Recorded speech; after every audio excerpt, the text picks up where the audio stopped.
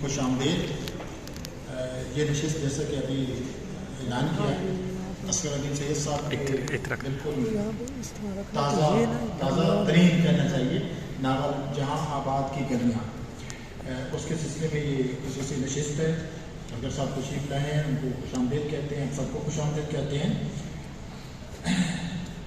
اصغر صاحب پچھلے 3-4 سالوں میں میرے خیال اصغر صاحب کسی تعارف کے محتاج نہیں ہیں. بہت ہی معروف ڈرامہ نگار ہیں، شاعر ہیں، ناول نگار ہیں. ہم میں سے یہاں بیٹھے ہوئے کوئی بھی شخص نہیں ہے جو اصغر صاحب کے کام سے اور نام سے اچھی طرح واقف نہ ہو. تو ہم چونکہ نشست بالکل 25-30 منٹ کیا ہے، تو اس لیے ہم بغیر کسی تفصیلی تعارف کے اس کا آغاز کرتے ہیں. اصغر صاحب پچھلے چند سالوں میں آپ کی کئی کتابیں آئی ہیں. پہلے آپ کی ادھوری کلیات آئی، اس میں آپ نے اپنی شاعری کو جمع کیا. اس کے بعد آپ کی ایک دبستان کھل گیا، ایک کتاب ہے جو کہ تنقیدی مضامین کی کتاب تھی. اس کے بعد آپ کے افسانوں کی ایک کتاب آئی، اور پھر اس کے بعد خاکوں کی بھی کتاب بھی آئی ہے، پھر طے فلک برسوں. لیکن اس دوران 3 ناول آگے پیچھے آئے ہیں، بیک ٹو بیک ناول آئے ہیں. پہلے آپ کا ناول آیا ٹوٹی ہوئی تناب، ادھر پھر دشت امکان، اور اب جہاں آباد کی گلیاں. تو یہ ایک جو ناول کی طرف آپ کا یہ رجحان ہے. اور ایک اور چیز میں نے جو نوٹ کی ان ناولوں میں، ان تینوں ناولوں کے نام جو عنوان ہے وہ شاعری سے لیے گئے ہیں. جو پہلا ناول آپ کا ہے وہ اقبال کے بڑے مشہور شعر سے کہ آگ بجھی ہوئی ادھر ٹوٹی ہوئی تناب ادھر، اور جو دوسرا دشت امکان وہ والد کے شعر سے کہ ہم نے دشت امکان کو ایک نقش پا پایا ہے، کہاں تمنا کا دوسرا قدم ہی آ رہا. اور اب تیسری جو کتاب ہے یہ سودا کے ایک شعر سے لیا گیا، وہ شعر کے بعد میں پڑھتا ہوں. آپ کے ناولوں کے جو عنوان ہیں اقبال، غالب اور سودا، یہ پیچھے جاتے ہیں. لیکن آپ کے جو ناولوں کے موضوعات ہیں، پہلے ناول کا موضوع ملتان ہے، دوسرے کا لاہور اور باہر کی دنیا، اور یہ جو ناول ہے یہ اس کے بعد کا زمانہ جو جنرل ضیاء کا زمانہ ہے. یہ پورے جو 11 سال ہے زمانہ، یہ پورا جو ناول ہے وہ اس سے متعلق ہے. تو ایک طرح سے مجھے لگتا ہے کہ جیسے ٹرالوجی ہے، یعنی ایک ایسا یہ ناول ہے جو دراصل 3 حصوں میں لکھا گیا ہے، اور ان تینوں میں جو کامن چیز ہے وہ اس ملک کی تاریخ ہے. اس ملک کی تاریخ، اور یہ ملک کی تاریخ اندر سے بھی، اس ملک کے اندر سے بھی، اور اس ملک کی تاریخ کی جو جڑیں باہر ہیں، ہندوستان میں ہیں، ہندوستان میں ہیں، دوسری دنیا میں ہیں، تو وہاں. تو میں پہلا یہ پوچھوں گا کہ ایک تو یہ مسلسل ناول آنا، اور پھر ان کے موضوع میں ایک طرح کے کیا کہنا چاہیے، ایک حصے آپ نے کیے ہیں، اور تاریخ سے جو خاص طور پر دلچسپی ہے. اصل میں یہ ہے کہ بہت ساری باتیں ہمارے اندر رہتی ہیں، ہمیں پکڑنے کی کوشش کرتی ہیں. کبھی ہم ان کو پکڑنے کی کوشش کرتے ہیں تو وہ نہیں ہاتھ آتی. کہ پھر وہی بات ہے جو ہمارے بزرگوں نے لکھا ہے کہ کہیں کوئی لمحہ ایسا ہوتا ہے کہ وہ چیز چمک کے سامنے آتی ہے، تو پھر وہ بندہ سوچتا ہے کہ اس پہ سوچا جائے.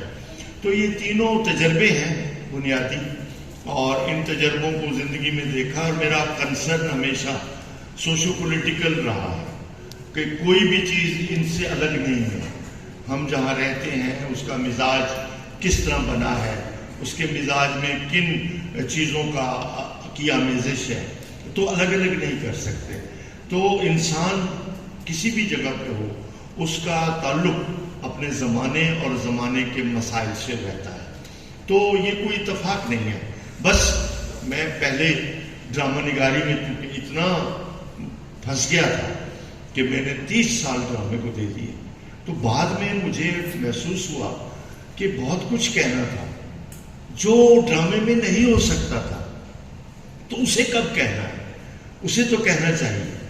تو پھر میں نے ڈرامے سے الگ ہوا، اور پھر مجھے خیال آیا کہ میرے وہ تجربے جو کہیں تھے ان کو دوبارہ روٹھے ہوئے تجربوں کو لایا جائے. تو وہ ہاتھ آئے یا نہ آئے وہ ایک الگ بحث ہے. لیکن بہرحال میں نے کوشش کی کہ کسی طریقے سے وہ تجربے سامنے آئے. تو یہ جو تجربہ ہے یہ تو فرسٹ ہینڈ تجربہ ہے. یعنی میں ماشاءاللہ میں وہ نسل ہوں کہ جس کے 11 سال برباد ہوئے ہیں، ایکچولی برباد ہوئے ہیں. یہ بات میں کوئی ایسے نہیں کہہ رہا. ہم جوان تھے، ہماری بالکل ہمارے اوپر گزر رہی تھی، دن رات سنسان تھے. آج کی نسل کو نہیں پتا وہ 11 سال کتنے خوفناک تھے، یا شاید پتا ہو کیونکہ ان 11 سالوں ہی کا عکس اب ہے، اسی کی ایکسٹینشن ہے. اب یہ جو دور ہے یہ کوئی خوش آئند دور کبھی بھی نہیں ہے، یہ کسی بھی طرح سے نہیں ہے. کیا ہے جمہوریت؟ آپ کے سامنے ہے. اور پھر سوال اٹھتا ہے پاکستان کس لیے بنا تھا، پاکستان کن لوگوں کے لیے بنایا گیا تھا؟ یہ بہت بڑے بڑے سوالات ہیں، اور ان سوالات کو میں نے اپنے تینوں ناولوں میں ایڈریس کیا ہے. تینوں میں آپ کو وہ چیز ملے گی کہ ہمارا ایک اجتماعی ورثہ پورے مشترک ہندوستان کا تھا، ہم اس سے کیسے اپنے آپ کو الگ کر لیں، کیسے کر لیں؟ میں تو نہیں کر سکتا. جو ہمیں لاکھ الگ کرنے کی کوشش کی گئی، لاکھ نظریے آئے، ہم نہیں مانتے، سیدھی سی بات ہے. تو میں نے ڈیفائی کیا ہے اس ناول میں، کھل کے ڈیفائی کیا ہے کہ جو کچھ میرا ہے مجھے دیا جائے. ہمارا کلیم ہے ہندوستان کی ان چیزوں کے اوپر، لیکن ظاہر ہے کہ جو دشمنیاں ہیں وہ دشمنیاں بھی بنائی گئی ہیں. دشمنیاں اپنی سروائیول کے لیے بنائی گئی ہیں کہ دشمن رہے گا تو میں بھی رہوں گا. تو یہ ایک عجیب فلسفی ہے کہ دشمن کریٹ کیا جاتا ہے کبھی کبھی. میں نے لکھا بھی ہے اس میں کہ ہم نے اپنا ایک دشمن، اس دشمن نے تو ہمیں کریٹ کیا ہوگا لیکن ہم نے بھی اسے کریٹ کیا ہے اور وہ موجود ہے، اور ہماری سروائیول اس میں ہے کہ وہ رہے. یہ کچھ طبقوں کی سروائیول اس میں ہے. بہرحال یہ بہت سارے سینسٹیو موضوعات تھے. مجھے پہلے بھی ناول میں کہا گیا کہ آپ نے بہت بولڈ لکھا ہے. ابھی بھی مجھے حامد میر کا فون آیا، اس نے کہیں پڑھ لیا تو اس نے کہا کہ مجھے یہ بتائیں کہ یہ فکشن ہے یا بایوگرافی ہے، کیونکہ یہ بایوگرافیکل ہے. لیکن بایوگرافی کو فکشنلائز کیا جاتا ہے، ظاہر ہے وہ سب کچھ اس طرح نہیں ہوتا. تو میں نے اس کو یہ بتایا کہ اتفاق سے میں نے ایک انٹرویو سنا تھا کازو ایشیگورو کا، جو نوبل لاریٹ ہے 18 کا غالباً. تو وہ بی بی سی پہ میں اس کا انٹرویو دیکھ رہا تھا. اس کی 2 ناولوں پہ فلمیں بنی ہیں. تو اس سے سوال کیا گیا کہ یہ جو کچھ ہے یہ تو ساری حقیقت ہے، آپ کی اپنی ہے. تو اس نے کہا کہ میں سمجھتا ہوں کہ یہ فیکٹ ہے، فیکٹ پہ فکشن بنا ہے. تو اس نے پہلی بار یہ لفظ بولا فیکشن. فیکشن کا لفظ میں نے اس کے منہ سے پہلی بار سنا کہ یہ بھی ایک لفظ فکشن کے بارے میں ہو سکتا ہے. بہرحال جو کچھ تھا وہ میں نے اس میں لکھ دیا. جی جی، جیسا کہ آپ نے وضاحت کی کہ آپ کے تینوں ناولوں کا جو بنیادی موضوع ہے وہ تاریخ ہے، اور یہ پاکستان کی تاریخ اور جنوبی ایشیا کی تاریخ، یہ سب سے بڑا. ہمارے یہاں جو ناول ہیں وہ تاریخی ناول ہمارے ناولوں کی کیٹیگری کے طور پر موجود ہے، لیکن آپ کے ناول وہ تاریخی ناول سے زیادہ ایک فیکشن ہے. یہ بالکل ایک طرح کی اس پہ صحیح اس کا اطلاق ہوتا ہے، کیونکہ تاریخی ناولوں میں تو بہت زیادہ رومانٹیسائز تاریخ کو کیا جاتا ہے، اور ایک طرح سے اس میں تاریخ کے مواد کو تبدیل کیا جاتا ہے، اور تاریخ میں جو کچھ نہیں ہوتا وہ ایک تاریخ رومانوی تاریخی ناول کہنا چاہیے، اور ایک گلوریفائی کیا جاتا ہے تاریخ کو. آپ کے یہاں سر، آپ کے یہاں تاریخ کو کنٹیسٹ کرنے کا رویہ ہے کہ تاریخ جو عام طور پر پیش کی جاتی ہے، لوگوں کے سامنے دکھائی جاتی ہے، آپ ان پہ بہت ہی جرأت کے ساتھ سوال اٹھاتے ہیں. تو آپ کا جو فیکشن ہے یہ تاریخ کے جو بیانیے ہیں، جو رائج ہیں، اس پہ بہت بنیادی اور بہت ہی جرأت مندانہ یہ سوالات اس میں قائم کیے گئے ہیں. یہ ناول آپ کا جو ہے یہ ایک کردار کی زبانی ہے، جس سے لگتا ہے یہ بایوگرافیکل ہے کہ ایک اردو کا لیکچرر ہے، اور 3 اپریل 1978 کو اس کا بیٹا پیدا ہو رہا ہوتا ہے، اور اسی اگلے دن بھٹو کو 79 اگلے دن بھٹو کو پھانسی دی جانی ہوتی ہے، تو اسی دن وہ بچہ پیدا ہوتا ہے. اب یہ سمبولک ہے، ایک طرف ایک کردار ہے جس کا بچہ پیدا ہو رہا ہے، ایک نئی نسل جنم دے رہی ہے، اور ساتھ پاکستان اپنی تاریخ کے ایک نئے عہد میں داخل ہو رہا ہے. اور آگے ساری جو کہانی چلتی ہے، بچہ بڑا ہوتا جاتا ہے، اور جو باپ ہے وہ پہلے جیل میں جاتا ہے، پھر شاہی قلعے میں اس کو کیا جاتا ہے، اور پھر اچانک پورا شاہ طریقے سے اسے جلا وطن کر دیا جاتا ہے جہاز میں بٹھا کر. اور پھر ناول کا جو بڑا حصہ ہے وہ انگلستان میں ہے، اور انگلستان میں پھر سارے لوگ جمع ہو رہے ہوتے ہیں جو جلا وطن ہوتے ہیں جنرل ضیاء کے آنے کے بعد. اور پھر وہاں ایک انگلستان کا جو کردار آپ نے وہاں بھی دکھا کہ انگلستان نے پہلے یہاں ڈیوائڈ رول کیا اور اب وہاں ڈیوائڈ ہو گیا، سکھوں کو الگ کر ہے، ہندوؤں کو الگ رکھا ہے، اور مسلمانوں کے لیے ایک الگ فرقوں میں بانٹ رہا ہے اور ان کی سرپرستی کی جا رہی ہے. تو آپ نے اس طرح جو قیام پاکستان سے لے کر 71 کے واقعات، زیاد اور ان سب تاریخ پر بہت بنیادی ایک سوالات اٹھائے ہیں، اور آخر میں پھر اس کردار کی جو ملاقات جس کا سب سے اہم حصہ ہے کہ میرے سے بھٹو کے آنے کے بعد وہ ایک دیپتی کا ایک کردار ہے، لیکن اس کے بعد میں جائیں گے۔ میں یہ چاہوں گا کہ آپ نے جو اس طرح تاریخ کو کنٹیسٹ کیا ہے اور ایک طرح کی جو جنرل ضیاء کا جو زمانہ تھا، کس طرح آپ دیکھتے ہیں کہ ایک پوری جو جنریشن تھی، آپ نے کہا اس کو تباہ کیا، لیکن ایک جنریشن پیدا بھی کی جو اسی کو پوری سچائی سمجھ کر لے کے آگے چل رہی ہے۔ جو بچہ 11 سال کا ہے وہ تو جنرل ضیاء کا بوجھ لے کر اب تک چل رہا ہے۔ بالکل آپ نے صحیح بات کی۔ دیکھیں یہ ناول بنیادی طور پر لندن ہے، لندن وہ جو 11 سالوں میں جب یہاں سے لوگوں کو، آپ کو یاد ہوگا ایک جہاز اغوا ہوا تو اس کے نتیجے میں ایک لسٹ باہر آئی، نئی نسل کو شاید نہ پتا ہو، تو انہوں نے مطالبہ کیا کہ جیلوں میں اور شاہی قلعے میں جو ترقی پسند موجود ہے ان کو رہا کیا جائے اور ان کو ملک سے باہر بھیجا جائے۔ اب وہ لسٹ میں ضیاء الحق نے عمل کیا، اس نے کہا کہ ٹھیک ہے ہماری جان چھوڑیں یہ ترقی پسند، تو راتوں رات ان کو جیلوں سے نکالا گیا۔ یہ ہسٹری ہے، میرا تو نہیں ہے، یہ ہسٹری ہے۔ اور ان کی اولادوں کو اور ان کے گھروں کو نکال کے ان کو جہاز میں بھیجا گیا، جہاز وہاں گیا، پھر ان کے کیا حالات، وہ آگے کے جو حالات ہیں وہ میرے چشمدید ہیں، وہ ان کے ساتھ کیا بیتی یہ یہاں بیٹھے ہوئے ان کو تو نہیں پتا۔ وہ سمجھتے ہیں انگلینڈ چلے گئے تو سب کچھ ٹھیک ہو گیا، ایسا نہیں ہے۔ اس نسل نے پھر بہت کچھ بھگتا، اور وہاں جو ان کا حشر ہوا وہ ساری چیزیں اخباروں میں نہیں آئی۔ خیر اخبار میرا کنسرن بھی نہیں ہے، تو وہ جو کچھ میں نے دیکھا، ان کے گھروں کو دیکھا، ان کو دیکھا، ان کی نسلیں جو اس میں قربان ہوئی ان سب کو دیکھا، تو یہ ناول اسی کے بارے میں۔ اور وہاں پر جو جاگیردار اپنی جان بچا کے گئے تھے کہ ضیاء الحق کے غضب سے بچ جائیں، وہ خود جلا وطن ہوئے تھے، ان کو کسی نے نہیں بھیجا تھا۔ ان کے بڑے بڑے فلیٹس تھے، اپارٹمنٹس تھے، انہوں نے وہاں کیسے سیاست کی، وہ پیرالل چل رہی ہے کہانی، اور پیرالل یہ کہانیاں چل رہی ہیں ان سب کی۔ تو یہ ایک کہانی نہیں ہے، اس میں بے شمار کہانیاں ہیں، اور وہ ساری کی ساری انہی لوگوں کی کہانیاں ہیں۔ میں یہ سمجھتا ہوں کہ 71 سے لے کر جو ہم نے میری نسل نے دیکھا اب تک کا کی جو ایکسٹینشن ہے، اس سب میں اگر آپ دیکھیں تو اس کا تجزیہ کرنا بہت ضروری ہے۔ وہ یہ کہ آپ دیکھیں کہ بھٹو کے بعد پہلی بار تجارت سیاست میں آئی۔ بھٹو ضیاء نے جان کے سیاست میں تجارت کا تڑکا لگایا، تاجروں کو اکٹھا کیا، وہی تاجر آئے، پھر ان کا امیج بنایا، انہوں نے ہی امیج بنایا، پھر انہی کو جمہوریت کا نام دے کے ان کو ووٹ دلوائے، اور پھر وہ جمہوری ہو گئے، اور پھر ان کی حکومتیں نسلاً آبائی حکومتیں قائم ہوتی رہیں۔ تو یہ ایک عجیب و غریب ہسٹری ہے کہ جس نے جمہوریت کو کس طریقے سے کیپچر کیا، اور جمہوریت کا نام صرف رہ گیا، باقی کچھ نہیں ہے۔ تو اس طرح یہ چیزیں کسی کو لکھنی ہونی چاہیے، کوئی بھی لکھے۔ تو میں سمجھتا ہوں کہ ناول، اب اس میں بیسیکلی ناصر صاحب نے کہا ہے کہ کہانی بظاہر یہ تاریخ ہے ہی نہیں، بظاہر یہ کہانی ہے۔ اب جس نے بٹوین دا لائنز اس کو پکڑنا ہے وہ پکڑ لے گا کہ یہ کیا کہہ رہا ہے، یہ کردار کون ہے، یہ کس طرح کی باتیں کر رہا ہے۔ اس میں کوئی تجربہ نہیں ہے، یہ ایک سیدھی کہانی ہے۔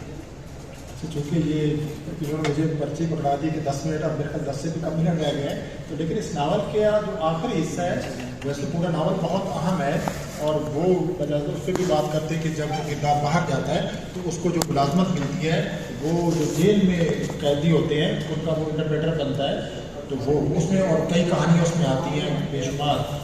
لیکن اس ناول کا جو آخری حصہ جس میں آپ نے ایک کلکتہ کی ایک بنگالی خاتون کا جو کتھک ڈانسر ہے، جو خود بھی کتھک ڈانس کرتی ہے اور سکھاتی بھی ہے، اس کے کردار کو پیش کیا۔ میں سمجھتا ہوں اس ناول کا سب سے جو پاورفل کریکٹر ہے وہ خاتون ہے، اور جو ناول کا مرکزی کردار ہے جو اردو کا استاد رہا ہے، شاعر ہے، اور اپنے آپ کو اتنا بڑا شاعر نہیں کہتا فیض صاحب کے مقابلے میں، لیکن بہت اچھا شاعر ہے، تو اس کا اور ان دونوں کا کہ وہ کتھک کے ذریعے اس کی شاعری کو پرفارم کرتی ہے۔ تو میں یہ سوچ رہا تھا کہ کہیں ایسا تو نہیں کہ آپ کے لاشعور میں یا شعوری طور پر کہ جو 71 میں جس طرح مشرقی پاکستان اور مغربی پاکستان الگ ہوئے اور ہم نے بنگال کو، اگرچہ اس کا تعلق کلکتہ سے ہے لیکن ہے وہ بنگالی، اور بنگال کا جو کلچر ہے، بنگال کا جو آرٹ ہے وہ اس کو لے کے چل رہی ہے. کہیں ایسا تو نہیں کہ آپ یہ ایک الٹرنیٹو آپ نے دیا ہے کہ اس بنگال کے کلچر کے ساتھ اگر پاکستان کا مشرقی مغربی پاکستان کا کلچر مل جاتا تو شاید یہ تقسیم نہ آتی. تو ہم نے کلچر کی سطح پر ایک جو آمیزش تھی اس کی طرف نہیں گئے اور ہم نے اس پولیٹیکل ڈیوائڈ کو رکھا. تو یہ میں اس کی کیا سمبولک تھی کہ آپ نے جیسمین کے کردار کو چھوڑ دیا جو پہلے آتی ہے، ایک گوری کے کردار کو چھوڑ دیا، لیکن آپ نے ایک بنگالی کے کردار کو لیا اور پھر وہ بنگالی آپ انڈیا میں جا کے پرفارم کرتے ہیں اور پاکستان میں بھی جو گوئٹے انسٹیٹیوٹ ہے اس میں پرفارم کرتے ہیں. تو اس پہ میں ضرور چاہوں گا کہ آپ آخری گفتگو اس پہ. اصل میں میری نسل کا المیہ یہ ہے کہ جب ہم اس قابل ہوئے کہ ڈھاکہ جا سکیں، چٹاگان کو دیکھ سکیں، ایک رومانس مشرقی پاکستان کا ہم نے پالا ہوا تھا، لیکن جب ہم اس قابل ہو رہے تھے، میں اس وقت ایم اے میں تھا، تو مشرقی پاکستان الگ ہو گیا، ختم ہو گیا. الگ نہیں ہوا، ختم ہو گیا، مر گیا، اور اس کی جگہ بنگلہ دیش پیدا ہو گیا. تو وہ خواب ابھی تک اندر ہے میری نسل میں، میں باقیوں کی بات نہیں کرتا، کہ کاش ہم جاتے، کاش ان کا میوزک سنتے، کاش ان کی جو رقص ہے، کیونکہ ہم نے ان کی فلمیں دیکھی ہوئی ہیں، ان کی فلمز کے ہم فین تھے، اور جو یہاں پاکستان میں آئیں اور لگی تو 45 موویز ہیں، ان کو دیکھ دیکھ کے ہمیں بنگال کا جادو، بنگال کی ساری سیناریو اور سارے لوکیشنز اور سارا وہ اندر تھا. ابھی ہم کو جانا تھا کہ لائن توڑ دی گئی، تو وہ خواب ابھی بھی اندر تھے. وہ میں نے اس میں پھر پکڑا ہے اس کو، کہ یہ میری خواہش تھی کہ کاش ہم بنگالیوں کے ساتھ اس طریقے سے ایک وہ کرتے، آپس میں ایک اتحاد اور ان کے ساتھ چلتے. تو یہ کردار اتفاق سے لندن ایک ایسی جگہ ہے جہاں سارے فنون ہیں، جہاں سارے آرٹ ہیں، جہاں ہر طرح کا کی کمیونٹی ہے، ہر طرح کی قومیں ہیں. تو وہ مجھے موقع مل گیا ہوا اور وہاں موجود ہے. میں ملا ہوں بہت ساری کلکتہ کی لڑکی عورتوں سے اور لوگوں سے اور دوستی ہیں. تو وہ ایک خواب میں نے کہا کہ اس کو جوڑا جائے گا، اور وہ ایک خواب ہی رہے گا. ظاہر ہے کہ وہ حقیقت نہیں ہے، لیکن ایک کوشش کی سمبولکلی کہ وہاں آخر میں اس کو اس طرح جوڑوں. اور میرا خیال ہے کہ اس ناول سے یہ بھی ایک جو ہمیں بات ہاتھ آتی ہے وہ یہ کہ جو آرٹ ہے وہ معاشروں کا نجات دہندہ ہو سکتا ہے. آرٹ جو ہے وہ لوگوں کو جوڑ سکتا ہے. باقی بہت سی چیزیں جو ہیں وہ لوگوں کو تفریق کرتی ہیں، تقسیم کرتی ہیں، لیکن آرٹ کہیں کا بھی ہو وہ لوگوں کو باہم جوڑے رکھتا ہے. اس کے یہ کئی کہانیاں، لیکن ایک کہانی خود اس کردار کی ذاتی زندگی بھی چلتی ہے کہ اس کا جو بیٹا ہے جس کو ایک دن چند دن کا ہوتا ہے، وہ اس کے بعد اس کو نہیں دیکھ سکتا، پھر وہ بچہ بڑا ہوتا ہے، 11 سال ہو جاتے ہیں، اور وہ آخری ناول کا جو صفحہ ہے وہ بہت ہی ایک افسردہ کر دینے والا ہے کہ جہاں وہ کردار ہے اپنی، اس کی کتاب شائع ہوئی ہے ہندوستان سے اور اس کی لانچ ہو رہی ہے اور وہ کتابوں پہ دستخط کر رہے ہیں، تو ان کے سامنے 11 سال کا بچہ آتا ہے. اب انہوں نے تو اس نے کردار نے دیکھا ہوا نہیں ہے کہ وہ اس نے اس کے قد و خال کیا ہے، شکل کیا ہے، اس کی بیوی دوسری وہ ڈائیورس لے کر شادی کر لیتی ہے اور وہ دیوتی کے ساتھ وہ رہ رہا ہوتا ہے. اور وہ بچہ جب آتا ہے تو وہ کہتا ہے کہ میں آپ کا بیٹا ہوں. وہ بڑا ایک افسردہ کر دینے والا تھا. لیکن یہ بچے کا ایک سوال بھی ہے کہ وہ بچہ جس کو اپنے باپ کی محبت نہیں ملی اور باپ کا نام بھی نہیں ملا، اور وہ اس کا سامنا ایک لمحے کے لیے باپ کے ساتھ ہوتا ہے اور وہ کتاب خرید کر اس پہ دستخط کرواتا ہے. تو اس سے بھی میرا خیال ہے جو جنرل ضیاء کا اثر جو نئی نسل پہ ہوا وہ بھی اس سے پیغام اس سے ملتا ہے. اصل میں نعمان نقوی صاحب بیٹھے ہیں، یہ تاریخ پہ بہت گہری نظر رکھتے ہیں. ضیاء الحق کے زمانے میں بہت سارے گھر تباہ ہوئے، ان کی خبر ہی کسی نے نہیں. اس میں سندھ میں کچھ لوگ تھے، پنجاب کے بہت سارے لوگ تھے، ہماری آنکھوں کے سامنے غائب ہوئے، ان کا پتہ ہی نہیں چلا. بہت ساروں کے بچے در بدر ہوئے. یہ وہ کہانیاں ہیں جن کو تھوڑی دیر کے لیے جب بے نظیر آئی تھی تو انہوں نے ہائی لائٹ کرنے کی کوشش کی تھی چند کرداروں کو، اور ان کو انعامات دیے تھے، تمغے دیے تھے جمہوریت کے، یہ سب کو پتہ ہے. لیکن وہ ناکافی تھا، یہاں بہت بربادی ہوئی. تو اس میں بچھڑے ہیں بچے، اپنے والدین سے بچھڑے ہیں، جلا وطنی کی وجہ سے، کسی اور وجہ سے، جیلوں کی وجہ سے، پہچان نہیں پائے اپنے آپ کو، اس حد تک ٹارچر ہوا کہ بیوی کو نہیں پہچان پایا اور اپنی یادداشت بھول گیا. یہ ساری چیزیں ہیں. تو اس طرح کی چیزیں، واقعات جو تھے وہ اتفاق سے، چونکہ ہم اس وقت ایسی نسل میں تھے کہ ہم بھول نہیں سکتے، اس لیے وہ ریکارڈ ہو گئے. تو وہ کسی طرح سمبولک بھی آ گئے، کسی طرح جنرلی آ گئے.